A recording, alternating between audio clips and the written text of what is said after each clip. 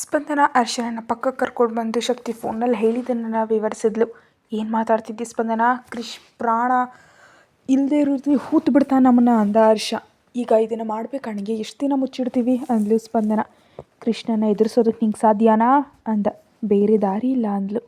ಆ ದಿನ ಬೇಡ ಅಂತ ಎಷ್ಟು ಹೇಳಿದ್ರು ಕೇಳಲಿಲ್ಲ ನೀನು ಅಂದ್ಲು ಪವಿತ್ರ. ಸರಿ ಅದೆಲ್ಲ ಆಗೋಯ್ತಲ್ವೇ ಅಂದ್ಲು ಸ್ಪಂದನ ಸಣ್ಣಗೆ. ಎಲ್ಲ ಆಗೋಯ್ತು, ಈಗ ತಾನೇ ಶುರುವಾಯಿತು, ಇದೇ ನಿನಗೆ ಅಂದ್ಲು ದಿವ್ಯಾ ಬಂದು. ಅಣ್ಣಯ್ಯ ಮೊದಲು ಕರೆಸಿ ಅಂದ್ಲು ಕೀರ್ತಿ. ಸರಿ ಯಾವುದನ್ನಾದರೂ ನಾನು ಕರೆಸ್ತೀನಿ ಅಂದ ಹರ್ಷ.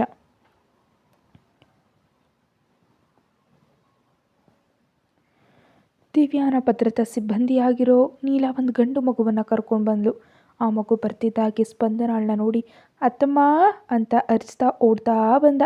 ಮುರಾರಿ ಅಂತ ಹೋದ್ಲು ಸ್ಪಂದನ ನಗ್ತಾ. ಅತ್ತೆಮ್ಮ ನೀನು ಬರಲಿಲ್ಲ ಅಂದ. ಅತ್ತೆ ಮನೆಗೆ ಕೆಲಸ ಇತ್ತಲ್ವ ಮಗನೇ ಅಂದ್ಲು ಪವಿತ್ರ ಬಂದು. ಮನೆಯವರೆಲ್ಲರೂ ವಿಚಿತ್ರವಾಗಿ ನೋಡ್ತಿದ್ದಾರೆ. ಹರ್ಷ ಬಂದು ಮುರಾರಿ ಅಂದ. ಅಪ್ಪ ಯಾಕೆ ಬರಲಿಲ್ಲ ಅಂದ. ಗೊತ್ತಲ್ವ ಮಗನೇ ನಿನಗೆ ಅಂದ ಹರ್ಷ. ಎಲ್ರನ್ನೂ ನೋಡ್ದ. ಕೃಷ್ಣ ನೋಡಿ ಮಾಮ ಅಂದ. ಕೃಷ್ ಅಂತೂ ಆಘಾತಗೊಂಡು ನೋಡಿ ಏನೋ ಅಂದ. ಯಾರಿ ಮಗು ಬಹಳ ಮುದ್ದಾಗಿದೆ ಅಂದ್ಲು ಅಂಜಲಿ ಆಂಟಿ. ನಮ್ಮ ಮಗು ಅತ್ತೆ ಅಂದು ಕೀರ್ತಿ. ಕೃಷ್ ಮೌನವಾಗಿ ನೋಡ್ದ. ಮಾಮ ಅಂದ ಮುರಾರಿ ಕೈಗಳು ಚಾಚಿ. ಎತ್ಕೊಂಡು ನಿನಗೆ ನಾನು ಹೇಗೆ ಗೊತ್ತು ಅಂದ ಕ್ರಿಶ್. ಯಾರು ಅಂತ ಅರ್ಥ ಆಗದೆ. ಅತ್ತೆಮ್ಮ ನಿನ್ನ ಬಗ್ಗೆ ಹೇಳಿದಾಳೆ ಮಾಮ ಅಂದ ಮುರಾರಿ. ಕ್ರಿಶ್ ಸ್ಪಂದನಾಳನ್ನ ನೋಡ್ದ. ಯಾರು ಅನ್ನುವಂತೆ. ಹೇಳ್ತೀನಿ ಅಂದ್ಲು ಸಣ್ಣದಾಗಿ. ಇವರು ಮಾಮ ಅಂದ. ಏಯ್ ನಿನಗೆ ನಾನು ಗೊತ್ತಾ ಅಂದ ವಿರಾಟ ಆಘಾತದಿಂದ. ಸ್ವಾತಿಯ ನೋಡಿ ಅಮ್ಮ ಅಂದ. ಅಮ್ಮನಿಗೆ ಹುಷಾರಿಲ್ಲ ಮಗನೇ, ಎತ್ಕೊಳ್ಬಾರ್ದು, ಅಪ್ಪ ಎತ್ಕೊಳ್ತಾನೆ ಅಂದ ಹರ್ಷ ಎತ್ಕೊಂಡ. ಸ್ವಾತಿ ವಿಚಿತ್ರವಾಗಿ ನೋಡಿದ್ಲು. ನಾನು ಅಮ್ಮನಾ? ಹೌದಾ ಅಂತ ಹರ್ಷನ್ನ ನೋಡಿದ್ಲು. ನಾನು ಅಮ್ಮನಾ ಅಂತ ಅಂದ್ಕೊಳ್ತಾ. ಲೇಯ್ ಅಂದ ವಿರಾಟ್ ಹರ್ಷನ್ನ ನೋಡಿ. ಬಾಯಿ ಮುಚ್ಕೋ ಆಮೇಲೆ ಹೇಳ್ತೀನಿ ಅಂದ ಹರ್ಷ.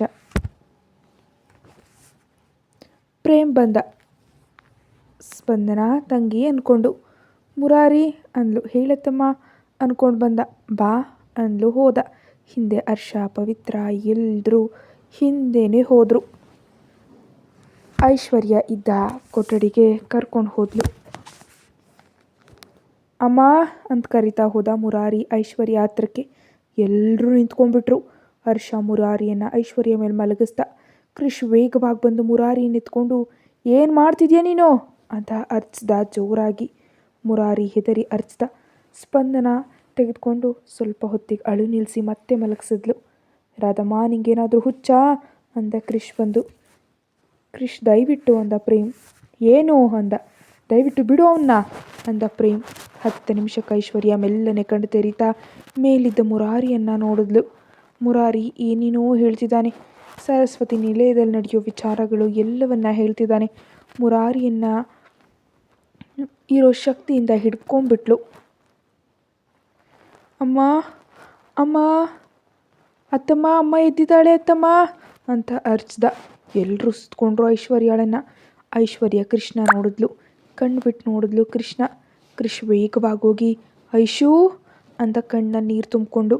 ಅಣ್ಣಯ್ಯ ನಿನ್ನ ರಾಧಮ್ಮ ಬೇರೆ ಯಾರೂ ಅಲ್ಲ, ರಾಧಾ ಸಾಮ್ರಾಜ್ಯದ ರಾಣಿ. ಹೋಗಿ ಭೇಟಿಯಾಗು, ಎಲ್ಲಾದರೂ ಕರ್ಕೊಂಡು ಹೊರಟೋಗು, ಆಕೆ ನಿನಗಾಗಿ ಕಾಯ್ತಿದ್ದಾಳೆ, ಹೋಗು ಹೋಗು ಅಂದ್ಲು ಉತ್ಸಾಹಗೊಳ್ತಾ. ಪ್ರೇಮ್ ಬಂದು ಈ ರೀತಿ ಉತ್ಸಾಹಗೊಳ್ಬಾರ್ದು, ಸ್ವಲ್ಪ ರೆಸ್ಟ್ ಮಾಡು ಅಂದ. ಕಾರ್ತಿಕ್ ಬಂದು ಐಶ್ವರ್ಯಳನ್ನು ಅಪ್ಕೊಂಡು ನೀನು ಭಾವನೆಗಳಿಗೆ ಒಳಗಾಗಬಾರ್ದು ಚಿನ್ನಮ್ಮ, ಶಾಂತವಾಗಿರು, ಯಾರಿಗೂ ಏನೂ ಆಗೋದಿಲ್ಲ, ಕೂಲಾಗಿರು ಅಂತ ಬೆನ್ಸವರ್ತ. ಸ್ಪಂದನ ಬಂದು ಕಣಮ್ಮ ಅಂದ್ಲು. ಅದಕ್ಕೆ ಅದಕ್ಕೆ ನನ್ನ ಅಣ್ಣಯ್ಯ, ನೀನು ಕೃಷ್ಣಯ್ಯ, ನನ್ನ ಅಣ್ಣಯ್ಯನೇ ಅಂದ್ಲು. ಐಶು ನನಗೆ ಗೊತ್ತು, ಆಕೆ ಈಗ ನನ್ನ ಹೆಂಡತಿ, ನಿಮ್ಮ ಅತ್ತಿಗೆ ಅಂದ ಕ್ರಿಶ್. ಅಣ್ಣಯ್ಯ ಅದಕ್ಕೆ ಜಾಗ್ರತೆ, ಕೊಂದ್ಬಿಡ್ತಾರೆ ಅಂದ್ಲು ಭಯಪಡ್ತಾ. ನಾನು ನೋಡ್ಕೊಳ್ತೀನಮ್ಮ, ನಾನು ನೋಡ್ಕೊಳ್ತೀನಿ, ನೀನೇನು ಯೋಚನೆ ಮಾಡಬೇಡ, ನಾನು ಇದ್ದೀನಿ ಅಂದ ಕ್ರಿಶ್ ಅಪ್ಕೊಂಡು ಬೆನ್ನಿನ ಮೇಲೆ ಸವರ್ತ.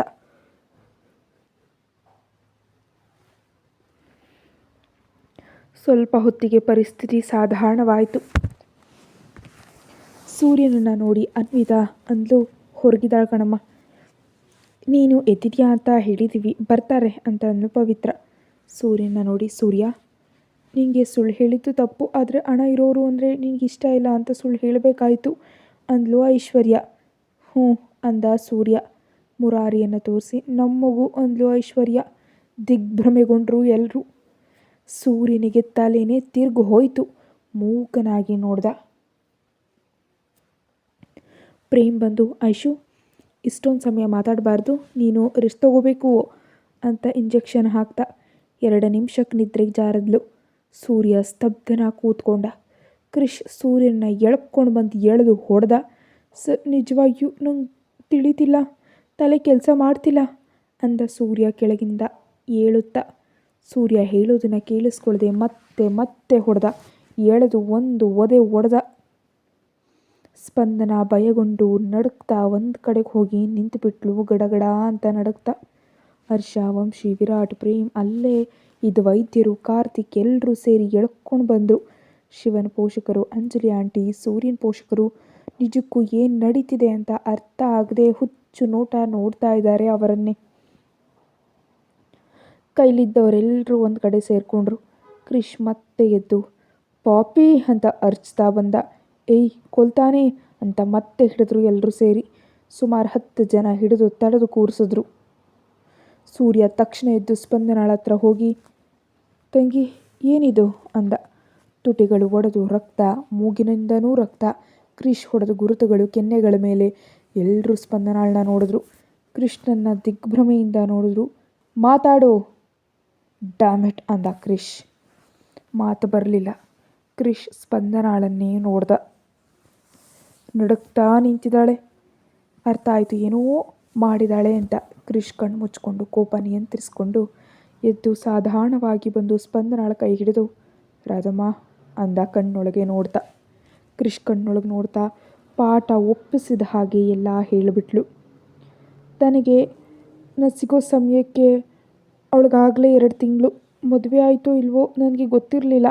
ಆ ಸಮಯದಲ್ಲಿ ಮಗುವನ್ನು ತೆಗೆದು ಹಾಕಿದ್ರೆ ಮತ್ತೆ ಹುಟ್ಟದಿದ್ರೆ ಆ ಪೋಷಕರು ಎಷ್ಟು ಕಷ್ಟಪಡ್ತಾರೆ ಅಂತ ನಾನೇ ಹಾಗೆ ಚಿಕಿತ್ಸೆ ಕೊಡಿಸ್ದೆ. ಶಕ್ತಿ ನೋಡಿದ್ಲು, ರಾಧಾದಲ್ಲಿ ಚಿಕಿತ್ಸೆ ನಡೀತು.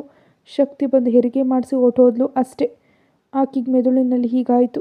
2ಕ್ಕೂ ಒಟ್ಟಿಗೆ ಚಿಕಿತ್ಸೆ ಮಾಡಬಾರ್ದು ಅಂತ 6 ತಿಂಗಳು ನಿಲ್ಲಿಸಿ ಮತ್ತೆ ಶುರು ಮಾಡಿದ್ರು.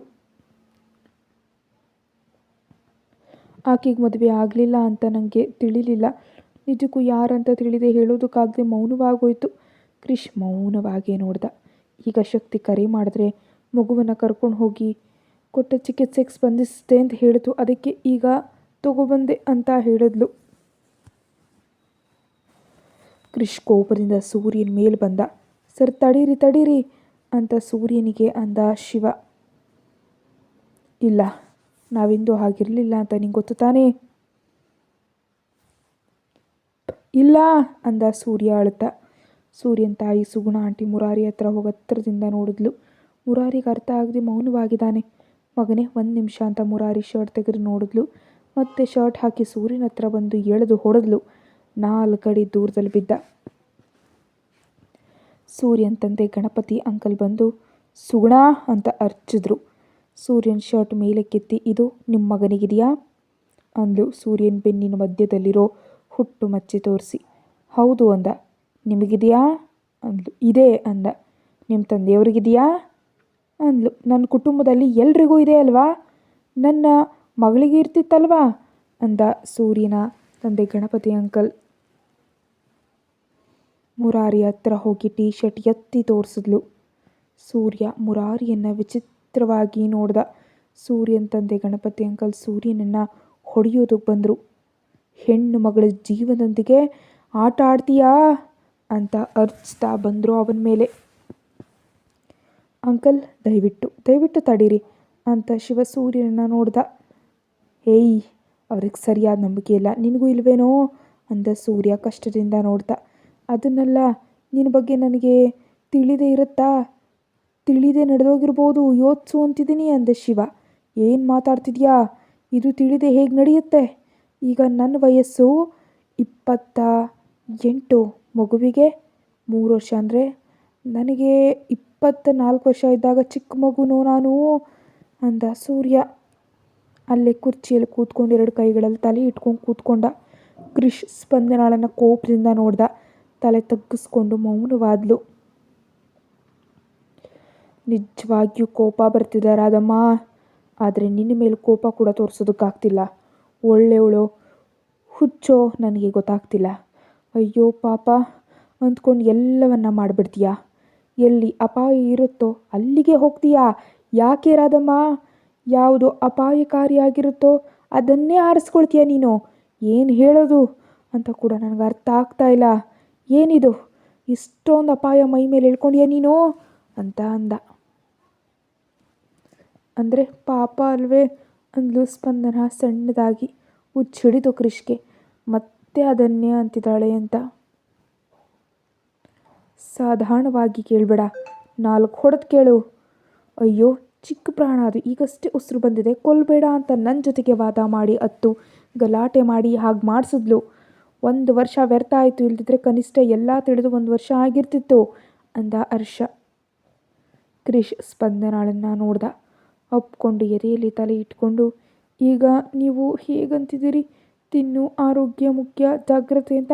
ಹಾಗೇನೆ ಅಲ್ವಾ ಕಣ್ಣಯ್ಯ? ಆ ಹುಡುಗಿಯು ಯಾರಾದರೂ ಏನು ಪಾಪ ಅಲ್ವಾ ಹಾಗೆ ಮಾಡೋದು? ಆ ಎಳೆ ಪ್ರಾಣ ಏನು ಮಾಡ್ತು? ಒಂದು ವೇಳೆ ಐಶು ಎದ್ದೇಳ್ತಿದ್ರು ಆ ಮಗುವಿನ ತಂದೆ ಯಾರು ಅಂತ ತಿಳ್ಕೊಂಡು ಕೊಡಬೇಕು ಅಂತ ಅಂದ್ಕೊಂಡೆ. ಇಲ್ದಿದ್ರೆ ನಮ್ಮ ಮಾವನವರಿಗಾದರೂ ಕೊಟ್ಟು ನಿಮ್ಮ ಮೊಮ್ಮಗ ಅಂತ ಹೇಳಬೇಕು ಅಂತ ಅಂದ್ಕೊಂಡೆ ಅಂತ ಅಂದ್ಲು. ಕ್ರಿಶ್ ಏನೂ ಹೇಳಲಾಗದೆ ಮೌನವಾದ.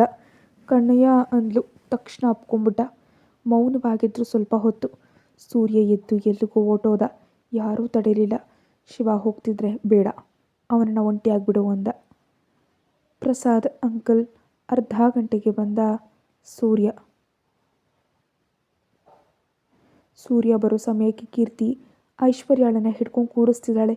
ಸೂರ್ಯ ಹೋಗಿ ಸಹಾಯ ಮಾಡೋದಕ್ಕೆ ನೋಡ್ದ. ಕ್ರಿಶ್ ತೀಕ್ಷ್ಣವಾಗಿ ನೋಡ್ದ. ಮೌನವಾಗಿ ಹೋದ. ಹೆದರಿ ಒಂದು ಕಡೆಗೆ ನಿಂತು.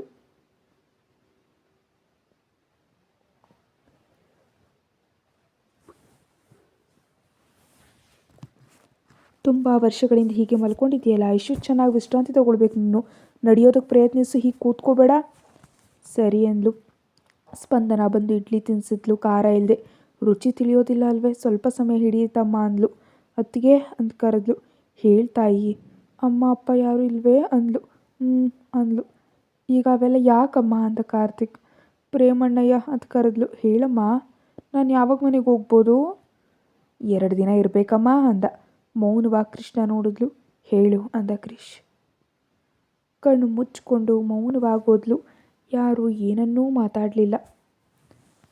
12ಕ್ಕೆ ಕೀರ್ತಿ ಶಿವ ಅಲ್ಲೇ ಇದ್ದಾರೆ. ಉಳಿದವರೆಲ್ಲರೂ ಮನೆಗೆ ಬಂದರು. ಸೂರ್ಯನೊಂದಿಗೂ ಯಾರೂ ಏನೂ ಚರ್ಚಿಸಲಿಲ್ಲ. ಐಶ್ವರ್ಯ ಬಂದಮೇಲೆ ಚರ್ಚಿಸಬೇಕು ಅಂತ ಮೌನವಾಗಿದ್ದಾರೆ. ಯಾರೂ ಕಚೇರಿಗೆ ಹೋಗಲಿಲ್ಲ. ಅಲ್ಲಲ್ಲಿ ಲ್ಯಾಪ್ಟಾಪ್ನಲ್ಲಿ ಎಲ್ಲೆಲ್ಲಿ ಸಾಧ್ಯವೋ ಅಲ್ಲಿ ಕೆಲಸ ಮಾಡ್ತಾ ಇದ್ದಾರೆ. ಐಶ್ವರ್ಯ ಬರೋ ಹಿಂದಿನ ದಿನ ಸಂಪೂರ್ಣ ಮನೆಯನ್ನೆಲ್ಲ ಅಲಂಕರಿಸಿದ್ಲು ಸ್ಪಂದನ. ದಾರಿಯಲ್ಲೆಲ್ಲ ಹೂವು ಹಾಕಿ ಅದ್ದೂರಿ ಸ್ವಾಗತಕ್ಕೆ ವ್ಯವಸ್ಥೆ ಮಾಡಿದಾಳೆ. ಕ್ರಿಶ್ ಮೌನವಾಗಿದ್ದಾನೆ ಅಷ್ಟೇ. ಎಲ್ಲರೂ ಸೇರಿ ಅದ್ದೂರಿ ಸ್ವಾಗತಕ್ಕೆ ವ್ಯವಸ್ಥೆ ಮಾಡಿ ಆಸ್ಪತ್ರೆಗೆ ಹೋದರು. ಮಹಿಳೆಯರು ಬರಲಿಲ್ಲ. ಎಲ್ಲರನ್ನು ನೋಡಿ ಅತ್ಕೇಂದಿರು ಅಂದ್ಲು ಐಶ್ವರ್ಯ. ನಿಂಗೆ ಸ್ವಾಗತ ಹೇಳಿದ್ರು ಕಾಯ್ತಿದ್ದಾರೆ ರಾಕ್ಷಸಿ ಅಂದ ಕಾರ್ತಿಕ್. ಮತ್ತು ಈ ದಿನ ರಾತ್ರಿ ನಾವು ಕಾಲು ಕೀಳ್ತೀವಿ ಅಂದ್ಲು. ಕ್ರಿಶ್ ತೀಕ್ಷ್ಣವಾಗಿ ನೋಡ್ದ. ಕೃಷ್ಣ, ನೀನು ಹಾಗೆ ನೋಡೋದಕ್ಕಾಗಲ್ಲ, ಅದಕ್ಕಿಗೆ ದೂರ ನೀಡ್ಬಿಡ್ತೀನಿ ಅಂದ್ಲು. ಒಂದು ಗಂಭೀರ ನೋಟ ಬೀರಿ ಮೌನವಾಗೋದ. ಅಷ್ಟೇನಿಲ್ಲ ಬಿಡಮ್ಮ, ಆಕೆಗೆ ನಡುಕ್ತಾ ನಿಲ್ತಾಳೆ ಅಂದ ವಿರಾಟ್. ಅಂದರೆ ಅಂದ್ಲು ಅರ್ಥ ಆಗದೆ. ಮನೆಗೆ ಹೋದ ನಂತರ ಒಂದು ಕಲ್ಪನೆ ಬರುತ್ತೆ ಬಾ ಅಂದ ವಂಶಿ. ಇನ್ನು ದಿನಚರಿ ನಿರ್ವಹಿಸ್ತಿದ್ದೀರಾ ಅಂದ್ಲು ಐಶ್ವರ್ಯ ಗಟ್ಟಿಯಾಗಿ ನಗ್ತಾ. ಹಾಗೇನೋ ಅಂದ ವಿರಾಟ್ ತಲೆಯನ್ನು ತಿರುಗಿಸ್ಕೊಳ್ತಾ. ಹರ್ಷ ಬಂದು ಹೋಗೋಣವಾ ಅಂದ. ಹರ್ಷಣ್ಣಯ್ಯ ಅಂದ್ಲು. ಹೋದ. ಅಪ್ಕೊಂಡು ಮೌನವಾಗಿ ಉಳ್ಕೊಂಡ್ಲು. ಅರ್ಥ ಆಗಲಿಲ್ಲ ಏನಾಯ್ತಂತ. ಏನಮ್ಮ ಚಿನ್ನ ಅಂದ. ಮನೆ ಕರ್ಕೊಂಡು ಹೋಗು. ಹೋದ್ರು. 4 ಗಂಟೆ ಆಯ್ತು ಎಲ್ಲ ನೋಡ್ಕೊಂಡು ಬರೋದಕ್ಕೆ. ಪೂರ್ತಿ ದೀಪಗಳಿಂದ ಹೂಗಳಿಂದ ಅಲಂಕಾರ ಮಾಡಿದ್ರು. ಐಶ್ವರ್ಯ ಬರ್ತಿದ್ದಾಗೆ ಪಟಾಕಿಗಳನ್ನ ಅಷ್ಟೊಂದು ಎತ್ತರಕ್ಕೆ ಸಿಡಿಸಿದ್ರು. ಮುರಾರಿ ಕೂಡ ಆರತಿ ಹಿಡ್ಕೊಂಡ ಮನೆಗೆ ಸ್ವಾಗತಿಸುವಾಗ. ಕ್ರಿಶ್ ಬರ್ತಿದ್ದಾಗೆ ಮಾಮ ತೊಟ್ಟೋದ. ಏನು ತಿಳಿಯದಿದ್ರು ದೊಡ್ಡವ್ರ ಮೇಲಿನ ಕೋಪ ಮಕ್ಕಳ ಮೇಲೆ ತೋರಿಸ್ಬಾರ್ದಂತ ಕ್ರಿಶ್ ಮೌನವಾಗಿದ್ದಾನೆ. ಸ್ವಲ್ಪ ಹೊತ್ತಾದ ಮೇಲೆ ಮುರಾರಿ ಸ್ಪೈಕಿ ಹತ್ರ ಹೋದ ಆಟ ಆಡೋದಕ್ಕೆ. ಐಶ್ವರ್ಯ ಮನೆಯನ್ನೆಲ್ಲ ಒಮ್ಮೆ ನೋಡಿದ್ಲು. ಕಣ್ಣಲ್ಲಿ ನೀರು. ಸ್ವಾತಿ ಬಂದು ಐಶ್ವರ್ಯಳನ್ನ ಹಿಡ್ಕೊಂಡ್ಲು. ಅಳು ನಿಯಂತ್ರಿಸ್ಕೊಂಡು ಮೌನವಾಗಿ ಕೂತ್ಲು. ಕೆಲಸದವಳು ಬಂದು ಎಲ್ರಿಗೂ ಕಾಫಿ ಕೊಟ್ಲು. ಎಷ್ಟು ದಿನಗಳಾಯ್ತು ಗೊತ್ತಾ ನಿನ್ನ ಕೈ ಕಾಫಿ ಕುಡಿದು ಅಂದ್ಲು ಕಾಫಿ ಕುಡಿತಾ. ಕ್ರಿಶ್ ತಗೊಳ್ಳಿಲ್ಲ. ಐಶ್ವರ್ಯ ನೋಡಿ ಬಿಟ್ಟಿದ್ದಾನೇನೋ ಅಂದ್ಕೊಂಡು ಮೌನವಾದ್ಲು. ಸ್ಪಂದನಾಗೋಸ್ಕರ ನೋಡಿದ್ಲು, ಕಾಣಿಸ್ತಿಲ್ಲ. ಅಡುಗೆ ಮನೆ ಕಡೆ ನೋಡಿದ್ಲು, ಏನೋ ಮಾಡ್ತಿದ್ದಾಳೆ. ಮೌನವಾಗಿ ನೋಡಿದ್ಲು. ಸ್ಪಂದನ ಕಾಫಿ ತಂದು ಕ್ರಿಶ್ ಕೊಟ್ಟು ಪಕ್ಕದಲ್ಲಿ ನಿಂತಳು. ಕ್ರಿಶ್ ಕುಡಿದು ಸ್ಪಂದನ ಕೊಟ್ಟ. ಸ್ಪಂದನ ಕುಡಿದು ಲೋಟವನ್ನು ಪಕ್ಕದಲ್ಲಿಟ್ಲು. ಐಶ್ವರ್ಯ ಆಘಾತದಿಂದ ನೋಡಿದ್ಲು. ಕ್ರಿಶ್ ಮೌನವಾಗಿ ಕೂತ. ಸ್ಪಂದನ ಕ್ರಿಶ್ನ ನೋಡಿದ್ಲು. ಕ್ರಿಶ್ ಮೌನವಾಗಿ ನೋಡ್ದ. ಅಡುಗೆ ಮನೆಗೆ ಹೊಟ್ಟೋದ್ಲು. ಮತ್ತೆ ಬಂದು ಕ್ರಿಶ್ ಹತ್ರ ಕೂತ್ಲು. ಏನೋ ಹೇಳಿದ್ಲು, ಕೇಳಿಸ್ಕೊಳ್ತಿದ್ದಾನೆ. ಐಶ್ವರ್ಯ ವಿಚಿತ್ರವಾಗಿ ನೋಡಿದ್ಲು. ಕಾರ್ತಿಕ್ ಗಟ್ಟಿಯಾಗಿ ನಗ್ತಾ, ಇದನ್ನೇ ಆಸ್ಪತ್ರೆಯಲ್ಲಿ ಹೇಳಿದ್ದು ಅಂದ. ಕ್ರಿಶ್ ತೀಕ್ಷ್ಣವಾಗಿ ನೋಡ್ದ. ಅದಕ್ಕೆ ನಿನಗೆ ಐಸ್ ಕ್ರೀಮ್ ಬೇಕು, ಅಣ್ಣಯ್ಯ ಬೇಡ ಅಂತಿದ್ದಾನೆ, ಹೇಳಿ ನೀನು ಅಂದ್ಲು. ಕೃಷ್ಣ ನೋಡಿದ್ಲು. ಮೌನವಾಗಿ ನೋಡ್ತಿದ್ದಾನಷ್ಟೆ. ಅವ್ರು ಬೇಡ ಅಂದರೆ ಬೇಡ ಅಂದಾಗಲ್ವಾ, ಮತ್ತೆ ಕೇಳೋದು ಯಾಕೆ ಅಂದ್ಲು ಸಣ್ಣದಾಗಿ. ನೀನು ಜಗಳ ಮಾಡು ಅಂದ್ಲು ಐಶ್ವರ್ಯ. ಏನೋ ಅಂತ ಅರ್ಚಿದ್ಲು ಆಘಾತಗೊಂಡು. ನಾನೇನೋ ಕೊಲೆ ಮಾಡು ಅಂತ ಹಾಗೆ ಹೇಳಿ ಯಾಕತ್ಗೆ ಹಿಂಗೆ ಗಾಬರಿ ಆಗ್ತಿದ್ಯಾ ಅಂದ್ಲು ಐಶ್ವರ್ಯ ಎದರಿ. ಸುಮ್ಮನೆ ನನಗೋಸ್ಕರ ಜಗಳ ಮಾಡು ಅಂತಿದ್ದೀನಿ ಅಷ್ಟೇ ಅಂದ್ಲು. ಇಲ್ಲ ಇಲ್ಲ ಇಲ್ಲ ಬೇಡ, ಇಲ್ಲ ಅವ್ರು ಬೇಡ ಅಂದರು ಬೇಡ ಅಷ್ಟೇ ಅಂತ ಗಾಬರಿಯಾಗಿ ಹೇಳೋದ್ಲು. ಎಲ್ಲರೂ ಬರ್ತಿರೋ ನಗುವನ್ನು ತಡೆ ಹಿಡಿದು ಕೂತಿದ್ದಾರೆ. ಈಗ ನಾನು ಏನು ಹೇಳಿದೆ, ಯಾಕೆ ಹೀಗೆ ಓದ್ಲತ್ಗೆ ಅಂದ್ಲು ಐಶ್ವರ್ಯ ಅರ್ಥ ಆಗದೆ. ಎಲ್ಲರೂ ಗಟ್ಟಿಯಾಗಿ ನಕ್ಕರು. ಕ್ರಿಶ್ ತೀಕ್ಷ್ಣವಾಗಿ ನೋಡ್ದ. ಎಲ್ರೂ ಮೌನವಾಗೋದ್ರು. ಎಲ್ಲರೂ ಹೋಗಿ ಫ್ರೆಶ್ ಅಪ್ ಆಗಿ ಬಂದರು. ಐಶ್ವರ್ಯ ತನ್ನ ಕೊಠಡಿಗೆ ಹೋಗದೆ ಅತಿಥಿ ಕೊಠಡಿಗೆ ಹೋದ್ಲು. ಯಾಕೆ ಅಂದ ವಂಶಿ. ಸುಮ್ಮನೆ ಅಂತ ಹೇಳಿ. ಪವಿ ಅದಕ್ಕೆ ನಿಂಗೆ ಹುಡುಕ್ಬೇಕು ಅಂದ್ಲು. ಹೋಗಿ ಅಂತ ಕೊಟ್ಲು. ನೀನು ಕೊಠಡಿಯಲ್ಲಿ ಇರೋದನ್ನು ತೆಗೆದುಕೊಂಡು ಬರಬೇಕಾ ಅಂದ್ಲು ಉಡುಪು ಕೊಡ್ತಾ. ಕೃಷ್ಣ ನೋಡಿ, ಅಣ್ಣಯ್ಯ ನಾನು ಅತಿಥಿ ಕೊಠಡಿಯಲ್ಲಿ ಇರ್ತೀನಿ, ಆ ಕೊಠಡಿಯಲ್ಲಿ ಇರೋದಿಲ್ಲ, ಆ ಕೊಠಡಿಯಲ್ಲಿ ಇರೋದು ಯಾವುದೂ ನನಗೆ ಬೇಡ, ನನಗೆ ಬೇರೆ ತರಿಸ್ಕೊ ಅಂತ ಹೇಳಿ ಹೊರ್ಟೋದ್ಲು. ಅರ್ಥ ಆಗಲಿಲ್ಲ ಯಾರಿಗೂ. ಕ್ರಿಶ್ ಆಘಾತದಿಂದ ನೋಡ್ದ. ಕ್ರಿಶ್ ಆಕೆ ನೀನು ಕೇಳಬೇಡ, ಈಗಲೇ ಕೇಳಿದ್ರೆ ಮತ್ತೆ ಆರೋಗ್ಯ ಸಮಸ್ಯೆ ಬರುತ್ತೆ, ಕೆಲವು ದಿನ ಸ್ವತಂತ್ರವಾಗಿರಲಿ ಅಂದ ವಂಶಿ. ಹ್ಞೂ ಅಂದ ಕ್ರಿಶ್. ಪವಿ ಎಲ್ಲ ತರಿಸ್ಕೊ, ನನಗೆ ಯಾವುದೇ ಕೊರತೆ ಇರಬಾರ್ದು ಅಂದ್ಲು ಸ್ಪಂದನ. 1 ಗಂಟೆಯಲ್ಲಿ ತರಿಸ್ತೀನಿ ಸ್ಪಂದನ ಅಂದ್ಲು ಪವಿತ್ರ. ಎಲ್ಲರೂ ರಾತ್ರಿ ಊಟ ಮಾಡೋದು ಕೂತಿದ್ದಾರೆ. ಮೊದಲು ಗಂಡಸರು ಕೂತಿದ್ದಾರೆ. ಸ್ಪಂದನ ಕ್ರಿಶ್ಗೆ ಬಡಿಸ್ತಾ ಪಕ್ಕದಲ್ಲಿ ನಿಂತಳು. ಐಶ್ವರ್ಯ ತಿಂತ ಎಲ್ಲರೂ ನೋಡಿದ್ಲು. ಗಂಡಸರು ತಿಂದಾದ್ಮೇಲೆ ಹೆಂಗಸರು ಕೂತಿದ್ದಾರೆ. ತಿಂದೆಲ್ಲರೂ ಗಾರ್ಡನ್ಗೆ ಹೊರ್ಟೋದ್ರು. ಐಶ್ವರ್ಯ ಕೂಡ ಹೋದ್ಲು ಇವರೊಂದಿಗೆ. ಸೂರ್ಯ ಹೋಗಬೇಕು ಅಂದ್ಕೊಂಡು ಮತ್ತೆ ಮೌನವಾಗಿ ಕೂತ. ಕ್ರಿಶ್ ಇದ್ದಾನೆ ಅಂತ ಭಯಪಟ್ಟು. ಸಮಯ 8 ಆಯ್ತಷ್ಟೇ. ಐಶ್ವರ್ಯ ಬರ್ತಿದ್ದಾಗೆ ಸ್ವಾತಿ, ಸ್ಮಿತಾ ಮೂವರು ಗಲಾಟೆ ಮಾಡ್ತಾ ಈ 4 ವರ್ಷಗಳಲ್ಲಿ ನಡೆದದನ್ನು ಹೇಳ್ತಿದ್ದಾರೆ. ಎಲ್ಲಿ ಶುರುವಾದರೂ ವಿಷಯ ಸ್ಪಂದನಳ ಹತ್ರಕ್ಕೋ ಅಥವಾ ಪವಿತ್ರಳ ಹತ್ರಕ್ಕೋ ಬಂದು ನಿಲ್ತಿತ್ತು. ಅರ್ಥ ಆಯಿತು ಐಶ್ವರ್ಯಾಳಿಗೆ ಈ ಮನೆ ಯಾಕೆ ಹೀಗಿದೆ ಅಂತ, ಎಲ್ಲವೂ ಯಾಕೆ ಇಷ್ಟೊಂದು ಪದ್ಧತಿಯಾಗಿ ನಡೀತಿದೆ ಅಂತ. ನಗ್ತಾ ಮೌನವಾಗೋದ್ಲು. 9ಕ್ಕೆ ಒಳಗೆ ಬಂದರು ಮಹಿಳೆಯರು. ಕ್ರಿಶ್ ಸ್ಪಂದನಳನ್ನ ನೋಡ್ದ. ಹೋಗ್ತಿದ್ದೀನಿ ಅಂದ್ಲು. ಕೈಯಲ್ಲಿದ್ದ ಮಾತ್ರೆ ಕೊಟ್ಟ. ಹಾಕೊಂಡು ಪಕ್ಕದಲ್ಲಿ ನಿಂತಳು. ಅದಕ್ಕೆ ನಿನ್ನ ಸಂಬಳ ಎಷ್ಟು ಅಂದ್ಲು ಐಶ್ವರ್ಯ. ಯಾಕೆ ಅನ್ನುವಂತ ನೋಡಿದ್ಲು. ಅಂದರೆ ಅಣ್ಣಯ್ಯನ ಪಕ್ಕದಲ್ಲಿ ಇಲ್ದಿದ್ರೆ ಹಿಂದೆ ಕಾವಲುಗಾರ್ತಿಯಾಗಿ ಕೆಲಸ ಮಾಡ್ತಿದ್ಯಲ್ವೇ, ಅದಕ್ಕೆ ಕೂರ್ಬೋದಲ್ವೇ ಅಂದ್ಲು ಐಶ್ವರ್ಯ. ಕ್ರಿಶ್ ಕೋಪದಿಂದ ನೋಡ್ದ. ನಾನೇನು ಹೇಳಿಲ್ಲ ಅದಕ್ಕೆ ಅಂದ್ಲು ಐಶ್ವರ್ಯ ಭಯದಿಂದ ನೋಡ್ತಾ ಸಣ್ಣದಾಗಿ. ಮೌನವಾಗಿ ಹೋದ ಕ್ರಿಶ್. ಅಣ್ಣಯ್ಯ ಅಂದ್ಲು ಐಶ್ವರ್ಯ ಸ್ವಲ್ಪ ಹೊತ್ತಾದ ಮೇಲೆ. ನೀನು ಕೇಳೋವರೆಗೆ ನಾನೇನು ಹೇಳೋದಿಲ್ಲ, ಆದರೆ ನಿನಗೊಂದು ನಾನೇ ಹೇಳಬೇಕು ಅಂದ್ಲು. ಎಲ್ಲರೂ ಐಶ್ವರ್ಯಳನ್ನು ನೋಡಿದ್ರು. ಐಶ್ವರ್ಯ ಸೂರ್ಯನನ್ನು ನೋಡಿದ್ಲು. ಹೋದ್ಲು. ಎದ್ದು ಪಕ್ಕದಲ್ಲಿ ನಿಂತು, ನಿಮ್ಗೆ ಹೇಳೋದಕ್ಕೆ ನೀವು ಇಲ್ಲಿ ಇರಲಿಲ್ಲ, ನೀವು ಬಂದಮೇಲೆ ಹೇಳ್ಬೇಕಂತ್ಕೊಂಡೆ, ಅದಕ್ಕಿಂತ ಮುಂಚೆ ನಾನೇ ಯಾರು ಅಂತ ತನಗೆ ಹೇಳ್ಬೇಕಂತ್ಕೊಂಡೆ, ಅದಕ್ಕೆ ನಿಮ್ಗೆ ಹೇಳಲಿಲ್ಲ ಅಂದ್ಲು ಐಶ್ವರ್ಯ. ಮೌನವಾಗಿ ನೋಡ್ತಾ ಇದ್ದಾರೆ ಎಲ್ಲರೂ. ಸೂರ್ಯನ ನೋಡಿ ನಿನಗೆ ಇರೋ ಅನುಮಾನ ಅಂತ ಏನೋ ಹೇಳ್ತಾ ಇರಲು ಬಾಯಿ ಮೇಲೆ ಕೈ ಇಟ್ಟು ಮುಚ್ಚಿ ಜೇಬ್ನಲ್ಲಿದ್ದ ತಾಳಿ ತೆಗೆದುಕೊಂಡು ಕಟ್ಟ. ಆಘಾತದಿಂದ ಚೇತರಿಸ್ಕೊಳ್ಳೋ ಮುಂಚೆ ಕಟ್ಟಿ, ಏನೇ ಇರಲಿ ಈಗ ಹೇಳು ಅಂದ. ಸೂರ್ಯ ಅಂತ ಅರಿಸ್ತಾ ಮೇಲೆ ಬಂದ ಕ್ರಿಶ್. ಸೂರ್ಯ ಕ್ರಿಶ್ ಕಾಲುಗಳ ಮೇಲೆ ಬಿದ್ದು ಹೋಗಿ, ಸರ್ 10 ನಿಮಿಷ ಸಮಯ ಕೊಡಿ, ನೀವು ಕೊಲ್ಸಿದ್ರು ಪರವಾಗಿಲ್ಲ, ಸಂತೋಷವಾಗಿ ಸಾಯ್ತೀನಿ ಅಂತ ಸೂರ್ಯ ಕಣ್ಣಲ್ಲಿ ನೀರು ತುಂಬಿಕೊಂಡು ಅಂದ. ಎಲ್ಲರೂ ಗಟ್ಟಿಯಾಗಿಡಿದ್ರು. ಕ್ರಿಶ್ ದಯವಿಟ್ಟು ತಡಿ ಅಂತ. ಮುಷ್ಟಿ ಬಿಗಿದ್ಕೊಂಡು ನಿಂತ ಕ್ರಿಶ್. ಎಲ್ಲರೂ ಕೃಷ್ಣನ ಸುತ್ತಕೊಂಡ್ರು. ಕೊಲ್ತಾನೆ ಸೂರ್ಯನನ್ನ ಅಂತ ಖಚಿತವಾಗಿ. ಐಶ್ವರ್ಯ ಸೂರ್ಯನನ್ನು ನೋಡಿದ್ಲು. ನಿನಗೆ ನೆನಪಿದೆಯಾ ಆ ದಿನ ಇನ್ಸ್ಟಿಟ್ಯೂಟ್ಗೆ ಹೋಗುವಾಗ ಅನ್ವಿತಾಳನ್ನು ಕರ್ಕೊಂಡು ಹೋಗೋದಕ್ಕೆ ಬಂದು ಮನೆಯಲ್ಲಿ ಉಳ್ಕೊಂಡೆ. ಆ ದಿನ ನಾವು ತಿಂದ ಲಡ್ಡುವಿನಲ್ಲಿ ಡ್ರಗ್ಸ್ ಬೆರ್ತಿತ್ತು. ಹೇಗೇನು ಅಂತ ಈಗ ಕೇಳಬೇಡ, ಹೇಳೋದಿಲ್ಲ, ಹೇಳೋದಕ್ಕಾಗೋದಿಲ್ಲ, ಆದರೆ ಅದೇ ನಿಜ. ಆ ಮಾದಕ ದ್ರವ್ಯದ ಪ್ರಭಾವದಿಂದ ನಡೆದಿದ್ದು. ನಿನಗೆ ತಿಳಿಲಿಲ್ಲ, ನನಗೂ ಕೂಡ ತಿಳಿಲಿಲ್ಲ. ನಿನ್ನ ತಂಗಿ ಅನ್ವಿತಾ ಗೊತ್ತು, ಅವರು ಹೇಳಿದ್ದು ನಮ್ಮ ಮಧ್ಯೆ ಹೀಗೊಂದು ನಡೆದಿದೆ ಅಂತ. ಅದು ಕೂಡ ನನಗೆ ಪೀರಿಯಡ್ಸ್ ತಪ್ಪಿ ಆರೋಗ್ಯದ ಸಮಸ್ಯೆ ಬಂದ ನಂತರ ಗೊತ್ತಾಯಿತು. ಆ ದಿನವೇ ನಿನಗೆ ನಿಜ ಹೇಳಬೇಕಂತ ಬಂದೆ. ಧೈರ್ಯ ಸಾಲದೆ ಅನ್ವಿತಾಳನ್ನು ಕರ್ಕೊಂಡು ಬಂದೆ. ಅದೇ ನಾನು ಮಾಡಿದ ತಪ್ಪು. ನಿನ್ನ ಮುಂದೆ ಧೈರ್ಯವಾಗಿ ನಾನು ಮಾಡಿದ ತಪ್ಪನ್ನು, ನಾನು ಹೇಳಿದ ಸುಳ್ಳನ್ನು ಒಪ್ಕೊಳ್ಬೇಕಿತ್ತು. ಸುಳ್ಳು ಹೇಳೋದಕ್ಕಿರೋ ಧೈರ್ಯ ನಿಜ ಹೇಳೋದಕ್ಕಿರಲಿಲ್ಲ. ಆ ದಿನ ನೀವು ಎಲ್ಲರೂ ಬೇಡ ಅಂತ ಹೇಳಿದ್ರು ಕರ್ಕೊಂಡು ಬಂದೆ. ಆಕೆಯನ್ನು ಕರ್ಕೊಂಡು ಬಾರದಿದ್ದರೆ ಕನಿಷ್ಠ ಪ್ರಾಣ ಉಳಿತಿತ್ತು. ಗರ್ಭಧಾರಣೆ ವಿಷಯದಲ್ಲಿ ಭಯಪಟ್ಟು ಹೀಗೆ ಮಾಡಿದೆ ಅಂತ ಶಿವನನ್ನು ನೋಡಿ ಶಿವ ಅಂತ ಕರೆದ್ಲು. ಹೋದ್ರು. ನನ್ನನ್ನು ಕೊಲ್ಲೋ ಹಕ್ಕು ನಿನಗಿದೆ, ನಾನು ಅದಕ್ಕೆ ಸಿದ್ಧಳಾಗಿದ್ದೀನಿ ಅಂತ ಅಂದ್ಲು ಐಶ್ವರ್ಯ. ಎದ್ದು ಐಶ್ವರ್ಯನ ಅಪ್ಕೊಂಡು, ನನಗಷ್ಟರ ಮಟ್ಟಿಗೆ ಬರೆದಿಟ್ಟಿದ್ದಾರೆ ಅಂದ್ಕೊಳ್ತೇನೆ ಐಶು. ನನ್ನೊಂದಿಗೆ ನನ್ನಲ್ಲೇ ಇದ್ದಾಳೆ, ಅದಕ್ಕೆ ಜೀವಂತವಾಗಿದ್ದೀನಿ. ಆದರೆ ಒಂದಂತೂ ಹೇಳಬಲ್ಲೆ, ಆಕೆಯನ್ನು ಕಾಪಾಡೋ ಅವಕಾಶ ನನಗೆ 0.1% ಖಂಡಿತವಾಗಿ ಕಾಪಾಡ್ತಿದ್ದೆ. ನನಗೆ ನಿನ್ನ ಬಗ್ಗೆ ಗೊತ್ತು ಅಂದ. ನನ್ನ ಕ್ಷಮಿಸು ಶಿವ ಅಂದ್ಲು ಐಶ್ವರ್ಯ. ಅಗತ್ಯ ಇಲ್ಲ ಅಂದ. ಎಲ್ರಿಗೂ ಸ್ಪಷ್ಟತೆ ಬಂತು ಶಿವ ಮತ್ತು ಅನ್ವಿತಾ ಮಧ್ಯೆ ಇರೋ ಬಾಂಧವ್ಯದ ಬಗ್ಗೆ. ಸೂರ್ಯನ ಪೋಷಕರ ಹತ್ರ ಹೋಗಿ ಕಾಲುಗಳ ಮೇಲೆ ಬಿದ್ಲು. ಗಣಪತಿ ಅಂಕಲ್ ಹಿಡ್ಕೊಂಡು, ಇಲ್ಲ ತಾಯಿ ನಿನ್ನ ತಪ್ಪಿಲ್ಲ, ಅಷ್ಟರ ಮಟ್ಟಿಗೆ ವಿಧಿ ಬಂತು ಅಷ್ಟೇ, ಅದಕ್ಕೆ ಹೊರಟು ಹೋದ್ಲು ಅಂದ. ಆಂಟಿ ಐಶ್ವರ್ಯಳನ್ನು ಅಪ್ಕೊಂಡು, ಆಕೆ ಜಾಗದಲ್ಲಿ ನೀನಿದೆಯಲ್ಲ ತಾಯಿ, ಆ ಕೊರತೆ ಎಲ್ಲ ಬಿಡು ಅಂದ್ಲು ಅಳ್ತಾ. ಉಳಿದವರೆಲ್ಲರೂ ಮೌನವಾಗಿ ನೋಡ್ತಾ ಇದ್ದಾರೆ. ಕತೆ ಮುಂದುವರಿಯುತ್ತೆ. ಹೆಚ್ಚಿನ ವಿಡಿಯೋಗಾಗಿ ಚಾನಲ್ಗೆ ಮೆಂಬರ್ಶಿಪ್ ತಗೊಂಡು ವಿಡಿಯೋ ನೋಡಿ. Thank you.